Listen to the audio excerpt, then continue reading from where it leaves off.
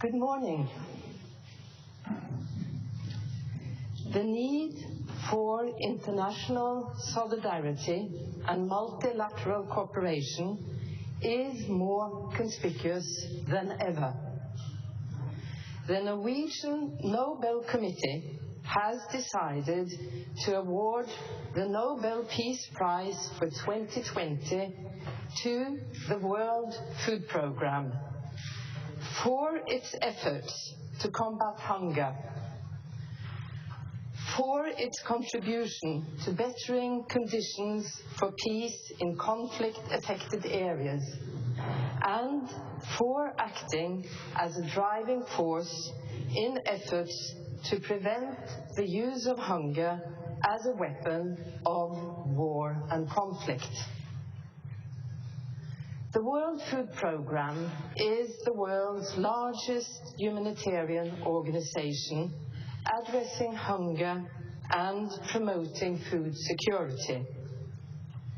Last year, the WFP provided assistance to close to 1 million people in 88 countries who are victims of acute food insecurity and hunger.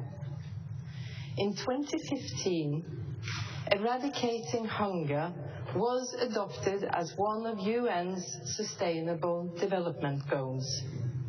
The WFP is the UN's primary instrument for realizing this goal.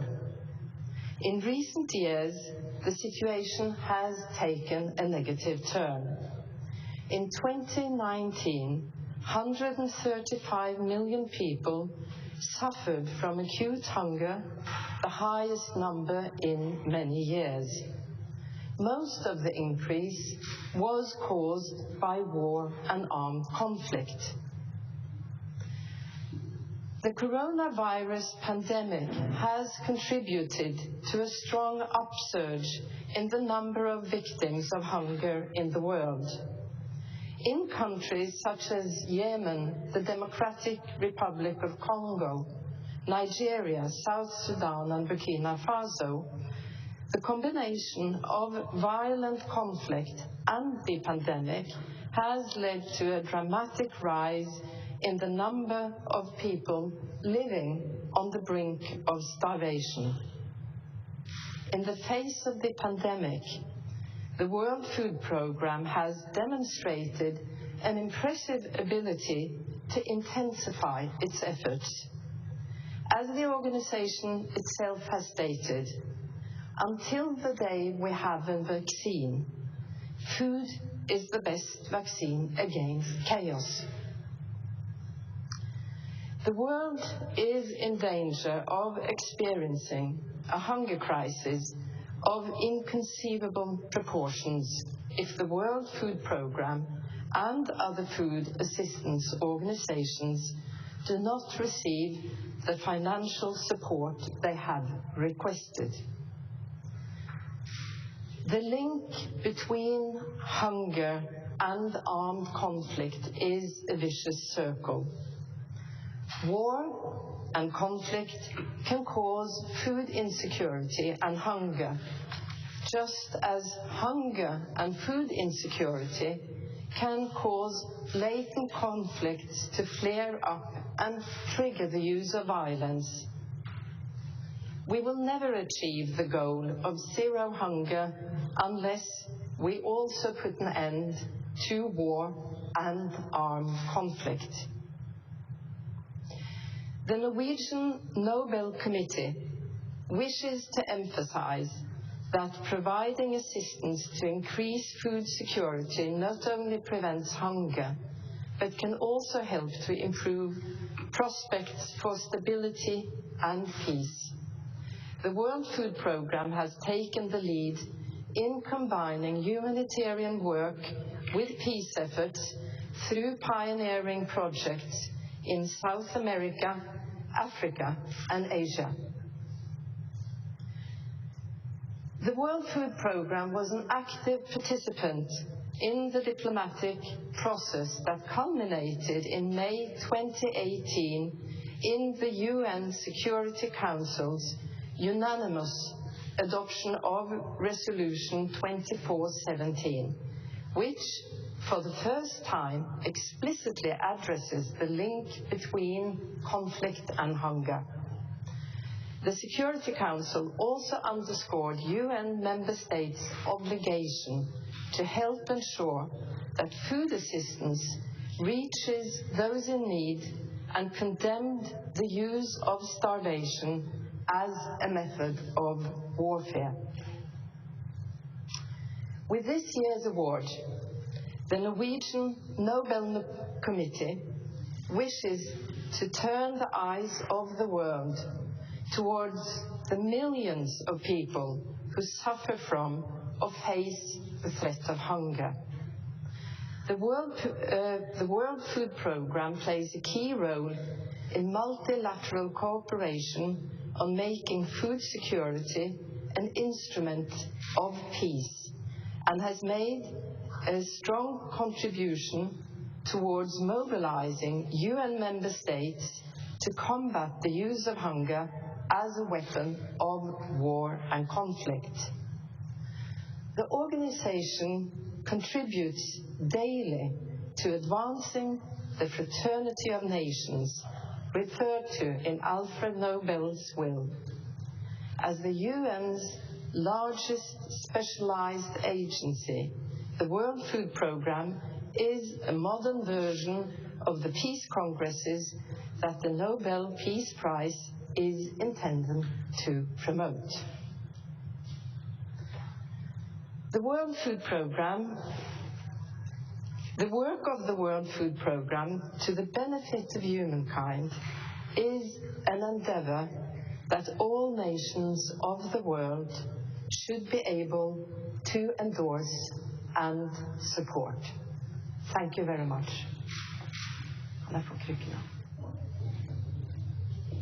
have this one.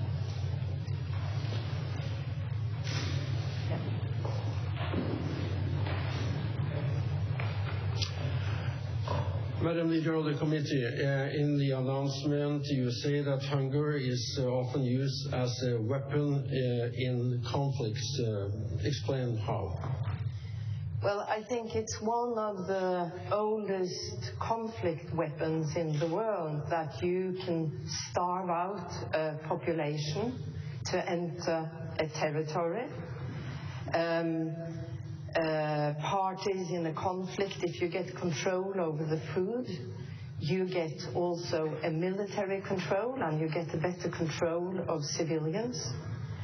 You can also use food insecurity as a method to chase populations away from their territory by burning down farms, destroying infrastructure, etc. So I think throughout all times, and unfortunately also in present day, this is a very active weapon in warfare. And you also make a point that the World Food Programme is in great need of economical support. Do you think that this prize will be like an eye-opener and make it easier for the international community to contribute economically in a better way? This is our sincere hope, because there is a connection of the increased hunger or the starving populations of the world today and the pandemic. There is an estimate of the World Food Programme that, given the budgets they have today, there will be about 265 million starving people within a year. So, of course, this is also a call to the international community not to underfund the World Food Programme. This is an obligation, in our minds, of all states of the world to ensure that people are not starving. Thank you. Madam Chair, how important is the corona pandemic for this year's Peace Prize? The World Food Programme would have been a worthy recipient of the Nobel Peace Prize without the pandemic. But the pandemic and the challenges raised by the pandemic definitely strengthens the reasons for the prize. First of all, the pandemic has increased the need for food aid. And food aid is not always only edible foods. It's also protective measures, it's investments in local farmings. Some indigenous people have self-isolated themselves to protect themselves from the virus and cannot feed themselves. So that is definitely one point. Food is less available to some populations because of the virus. But the pandemic also shows us another very important factor, that multilateral cooperation is absolutely necessary to combat global challenges. And multilateralism seems to have a lack of respect these days, and the Nobel Committee definitely wants to emphasize this aspect, and it is a very important UN organization, and as the Nobel Committee sees it, UN plays a key role in upholding the humanitarian standards of the world, human rights, and multilateral cooperation on a large scale. To what extent does food provide peace? Well, lack of food definitely provides conflict, because there's a fight for resources is probably one of the most common reasons for conflict. lack of food also provides instability in the population, naturally, because food is one of our most basic needs. And as I just recently mentioned, food is also used as a weapon, so of course lack of food increases conflict.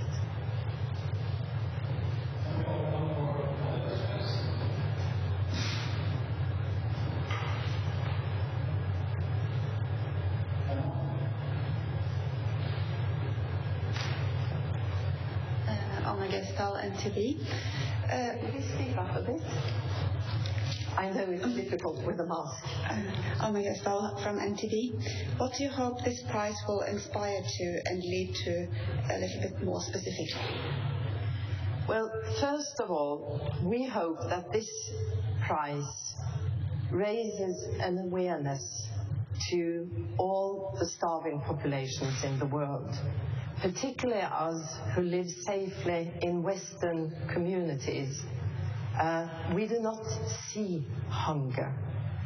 We have not experienced hunger. And it is also absolutely necessary to have this awareness to raise the understanding that all the world communities have to contribute to combat hunger. And that's also a question of hard cash. All nations who are able will have to contribute to solve this problem. And it's not only providing foods, it's about creating sustainable communities where the food production is exactly sustainable and can support its people. And it's also, if food is the reason for war and conflict, creating food-secure communities also creates safer communities with who are less prone to conflict.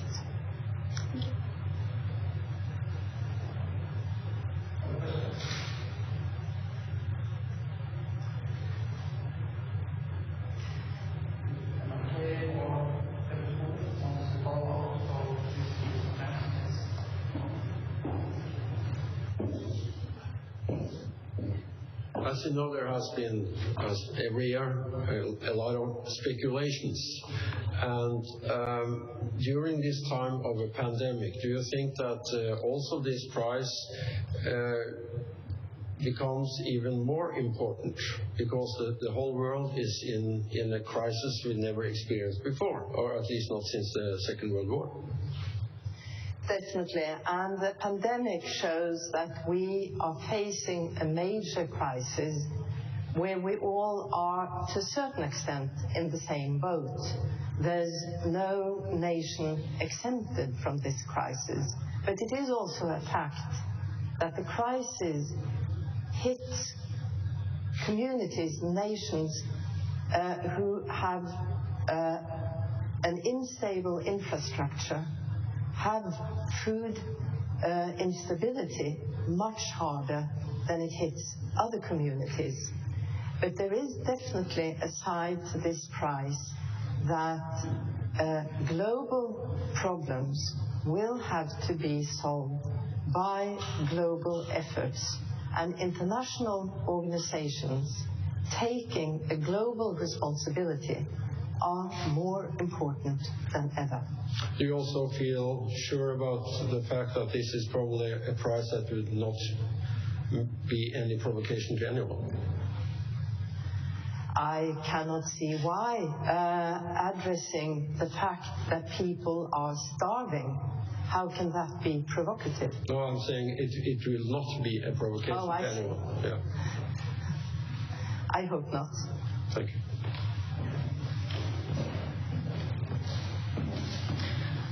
You are saying that international cooperation has difficult times. Can you elaborate on the situation on the international scene as you see it?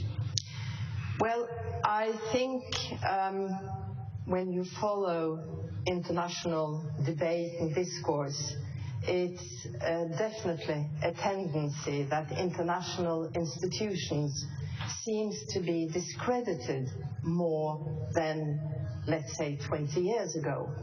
It is part of populism, that it has nationalistic flavor, a will to everybody, every nation supporting their own interests. But when UN was founded, it was exactly with a great emphasis on the universalism in the world, the idea about universal human rights. That has consequences, that there also is a universal responsibility for the conditions of human mankind. Who is discrediting international institutions? Is it themselves or is it outsiders? I think if you ask anybody within the UN system, that they will claim that it is harder these days to get the necessary financial support for the different activities of the different agencies. So it is, of course, an element of not having such a strong state support as has been the fact earlier. If you in your question also imply, is the performance of international organizations so poor that they don't have the sufficient standing to gain support? I definitely cannot see that element when it comes to the World Food Programme. The World Food Programme has had the ability to enter territories that are extremely difficult to enter, like Syria, like North Korea. There's several examples, and not to mention Yemen, that is a very challenging situation presently. So I would say the organization performs on a very high level, and that is also one of the reasons they have been awarded with this prestigious prize. But it is evidently a fact that the organization is dependent on funding to carry out its task.